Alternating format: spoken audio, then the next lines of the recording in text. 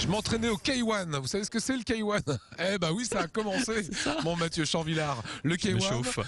c'est la grosse actu du week-end avec un gars qu'on connaît bien ici en Alsace. Ouais, Steve Valent, c'est un Strasbourgeois multiple champion du monde de boxe thaï, de K1 aussi. Donc ça, le K1 c'est un peu le sport en vogue dans les sports de combat. Il y a beaucoup de familles de sports de combat.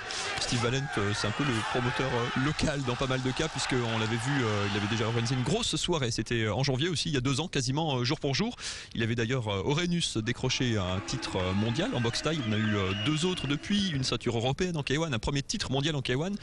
Le problème, c'est que c'est un peu la jungle en boxe anglaise et aussi dans tous les sports de combat comme ça. Il y a beaucoup de sports de combat. Ça parce qu'il y a beaucoup d'origine locale. Et puis après, on fait des fusions, on prend un petit peu, on pioche, on invente de nouvelles disciplines.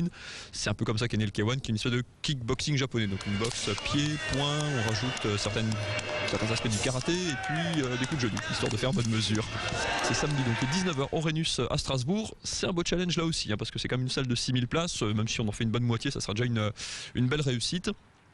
Il y aura donc ça, c'est le combat vedette contre un Turc, Erkan Varol, qui est donc le champion du monde en titre. Pour l'instant, il y aura 7 autres combats, dont Yannick Feller, le champion du monde et champion de France de boxe française en 2009, qui s'essaye du coup lui aussi au K1, qui est vraiment la discipline à la mode. Ces combattants, quand on fait de la boxe française ou d'autres, ou de la boxe thaï, on peut passer comme ça un petit peu de l'un à l'autre. Il y a des règles, changent un petit peu, on a droit à certains coups en plus ou en moins selon les disciplines. Après, c'est ça, c'est un petit peu selon les modes du moment.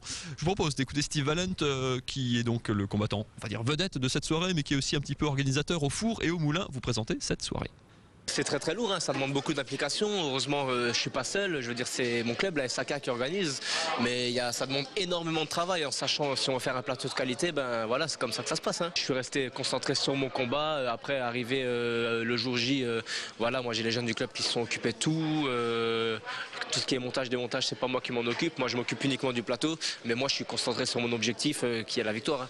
Je m'attends à un combat très rude, très dur. Je sais que j'ai un adversaire de valeur en face. Donc je me suis entraîné en conséquence. Mais bon, on est venu pour être au top. Je lâcherai rien. Alors la difficulté en fait pour Steve, c'est quand même qu'il va être le combattant vedette et qu'il est organisé.